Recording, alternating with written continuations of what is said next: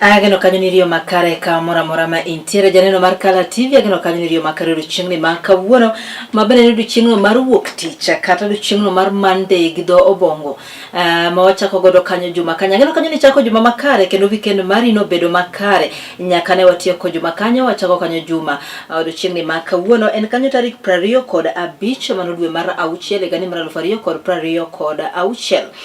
ma kautlo ni makende marwakeni machiga TVET omiyo kama mora intiere kikidhi maboro bedo machiegni nikech wendo mara osedonjo kaeri kendo wadhi twak kode kendo wadhi ng'eyo matuta kendo wadhi ng'eyo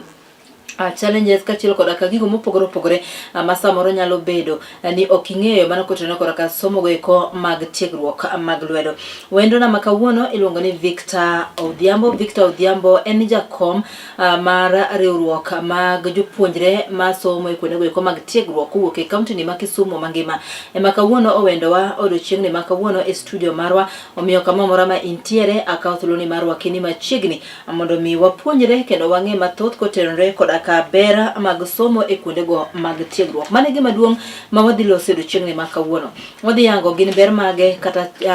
kaachiel koda ka challenges ma samoro nyalo bedo ni waneno mano kotenore koda ka somo mag tiegruok e kaunti ni ma Kisumu kata e pacho kaeri mangima. Omiyo kama mora ma intiere aroki kendo ni machiegni inyalo cholo na kanyo ote mari machuok ka in gi penjo mora ma inyalo penjowa inyalo cholo na kanyo ote mari machuok mano en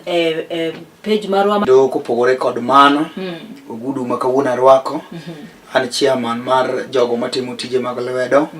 e Kisumu County muting'o kuonde tiegruok miluongo ni vocational gi dho ombogo. Yes. Koro ne wabedo piny kane watudore gi our brother from Rotary,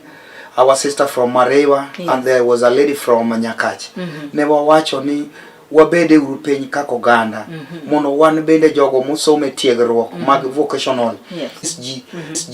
ni anate mutiji lwedo akado kawuono ne kaka ni anate mutiji lwedo akado kawuono ne kaka chako mano wane chako mano wane momiyo ne wachako gino ne wachake for industry momiyo ne wachako gino ne wachake for industrial linkages ka warewore wang' achiel to ng'ato tiyo Mombasa ka warewore wang' achiel to ng'ato tiyo Mombasa koro ne waneno ni some vocational those are the qualification ma ka ok in ng'ama no tiegore kata ok in ng'ama tiegore sani to you are not part of us. That is the qualification. Yes. When it maybe still more you do maybe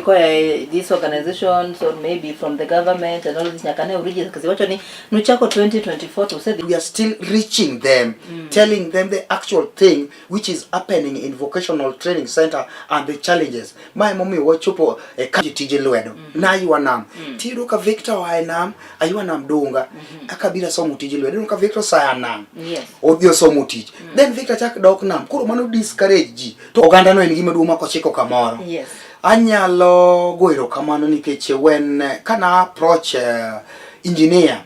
magero mokawa Sembo affordable housing Sembo nyaminwa jogo kawo medo 22 mago ber ma wasenwang'o kendo moving forward mana kaka na ngisi ni this is a movement moving forward mana kaka na ngisi ni this is a movement moving forward 100% gisekete to around 70 gisekelo new mokwongo riwruok machal kama bende nitiere e piny Kenya mangima kosene mana riwruok maru ne ma kochako Kisumu ka koseno kaka riwruok mag jopuonjre mag mbalariany nitiere yudo ka different universities different nini but again in Kenya Robert mar comrades wa koro I'm happy to say ni Kisumu County why we are the first in Nyanza wane mukuongo mano nyisinango maybe what can you tell other people from a region joma wuok e kuonde mamoko machalo county ma Homa Bay?